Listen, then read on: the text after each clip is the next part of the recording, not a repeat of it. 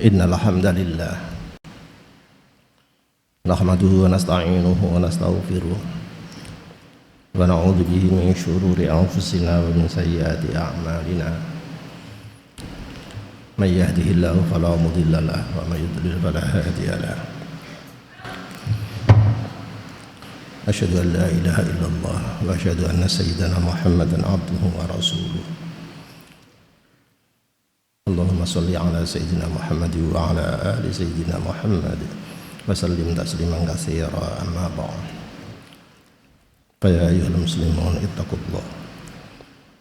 ittaqullaha ta'ala mastata'tum wa qad fazal muttaqun. A'udzu billahi minasyaitonir rajim.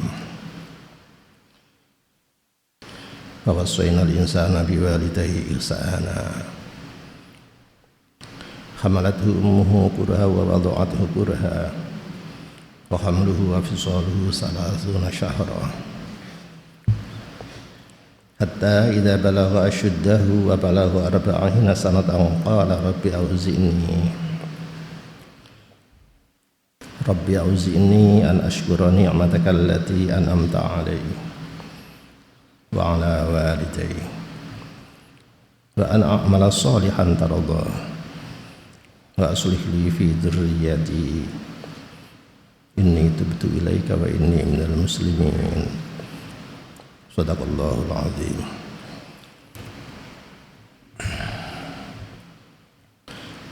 Khutbah masih berkisar tentang konsep Al-Quran dalam Al-Ahqaf ini terkait seorang mukmin yang sudah berusia 40 tahun. 40 tahun satu-satunya umur yang disebut di dalam Al-Quran. Orang Barat menyebut justru setelah usia 40 tahun itulah kehidupan sesungguhnya dimulai.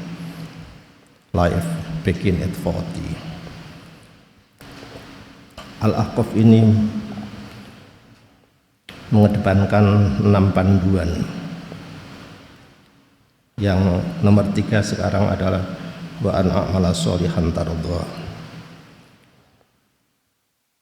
mendownload ridha Tuhan, dan ini adalah serial khutbah yang ke-53. Karena itu bagaimana mendownload situs langit agar amal kita itu diridhoi. Ayat ini menunjukkan tidak semua amal solih itu diridhoi Allah. Ada amal solih yang tidak diridhoi dan ada amal solih yang diridhoi. Kali ini adalah amal solih yang diridhoi, terkait dengan bagaimana berikhlas-ikhlas di dalam beramal itu. Itulah salah satu tanda bahwa Tuhan senang. Karena itu dalam perspektif keilmuan, Hadratus Syekh Yahya Haji Hasyim Asy'ari rahmatullahi alaih di dalam Adabul Alim wal Muta'allim menempatkan orang berilmu itu, orang alim, ulama itu adalah derajat nomor 3. Nomor 3 setelah Allah. Nomor 1, nomor 2 malaikat, dan nomor 3 adalah orang berilmu yang konsis. Wa ulul ilmi qa'iman bil qis. Syahidallahu annahu la ilaha illa huwa wal malaikah wa ulul ilmi qa'iman bil qis. Untuk itu tidak pandang siapa saja, sekedar ilmu, sekedar punya ilmu, sekedar pinter, sekedar menjadi kiai, sekedar menjadi guru besar, sekedar menjadi mursyid thariqah, sekedar menjadi ulama, itu baru ulul ilmi.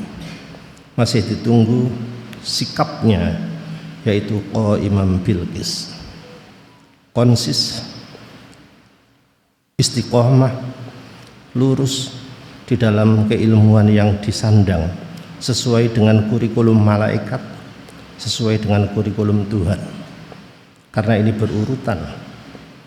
Dengan konsis seperti itu, maka dia akan mengikuti sikap Tuhan yang Al-Aziz, yang Al-Hakim.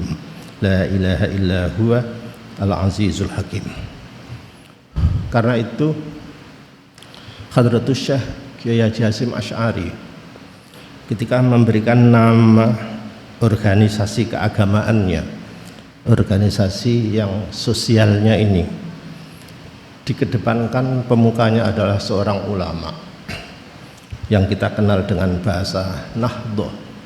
Nahdhah itu pergerakan, artinya organisasi itu tidak boleh pasif. Ini bukan yayasan, tapi pergerakan, harus dinamis, yang oleh Hadratus Syekh sendiri disebut harokah. Kalau tidak dinamis, ya bukan Nahdhah. Lalu pergerakan-pergerakan itu membaca situasi zaman secara cerdas, kerja keras, kerja cerdas, dan kerja ikhlas. Itulah kerja sesungguhnya, kerja keras, kerja cerdas, dan kerja ikhlas.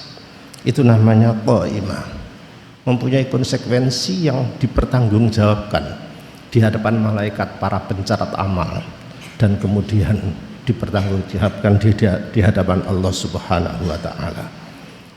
Pergerakan ini harus diimami, harus dipandu, harus diampu oleh al-ulama, alim ulama.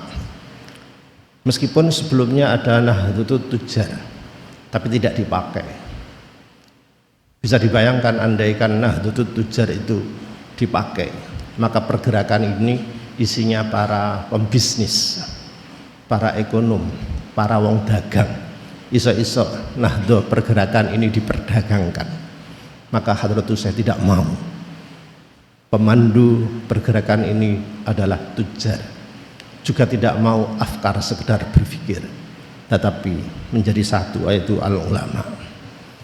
Untuk itu yang paling radikal di dalam keulamaan pada akhir zaman, saya ulangi lagi, paling radikal komentar tentang keulamaan akhir zaman adalah pendapat Imamuna Asy-Syafi'i rahmatullahi alaih. Pada akhir zaman, ketika situasi politik waktu itu sedang berkecamuk, tidak bisa terbaca secara jelas mana yang hak, mana yang batil, seseorang mendekati Imamuna Asy-Syafi'i dan bertanya, "Ya Syekh, pada situasi seperti ini, ulama siapakah yang harus saya patuhi?" Ini pertanyaannya. Kiai sopo sing tak nut iku sopo? Ini pada akhir zaman begitu ini. Ini jawaban Imam Asy-Syafi'i. Jangan ikuti kiai yang ilmuwan, jangan ikuti kiai yang pinter, jangan ikuti kiai yang berilmu tinggi, jangan ikuti kiai yang pinter, tapi ikutilah kiai yang khasyah, kiai yang benar. Lalu beliau menukil ayat innama yakhsyallaha min ibadihil ulama. Mengapa Imam Syafi'i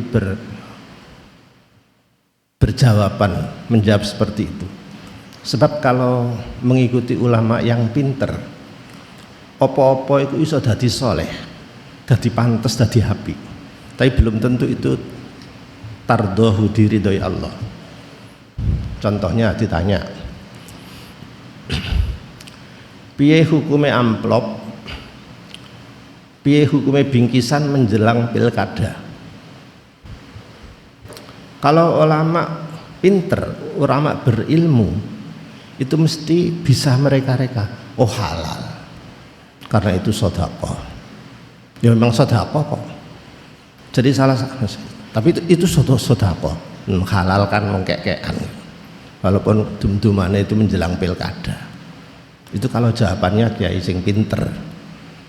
Nah, tapi kalau kiai itu khosyah, ya didelok-deloken dhisik. Ngono iku bisa ke depan menjadi khosyah, menjadi bagus, menjadi maslahah, menjadikan kita itu menunjuk pemimpin yang bersih. Pikir, iso enggak ngono iku bisa memilih presiden yang pemimpin yang bersih, yang khosyah. Nah, itu jawabannya ulama yang khosyah. Kalau ulama yang pinter memang berilmu dan argumennya benar, itu namanya amal solih, tapi tidak diridhoi Tuhan. Ya mesti solehnya wong sedekah, gak soleh piye.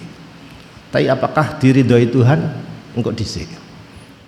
Tetapi kalau amal solih yang diridhoi Tuhan itu pasti akan pasti solihnya. Dan yang terakhir, mohon maaf, kehebatannya berilmu ini. Ketika Hadratul Rasul mau masuk masjid,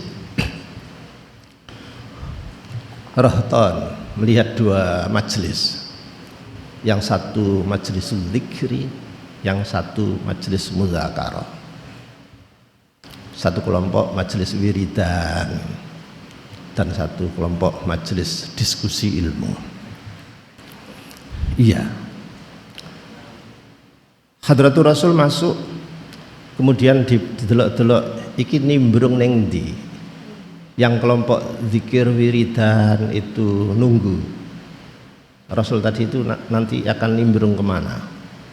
Ternyata Hadratul Rasul nimbrung di majelis yang berdiskusi keilmuan, yang ada diskusi ilmiahnya secara mendalam tadi. Itu artinya kita ini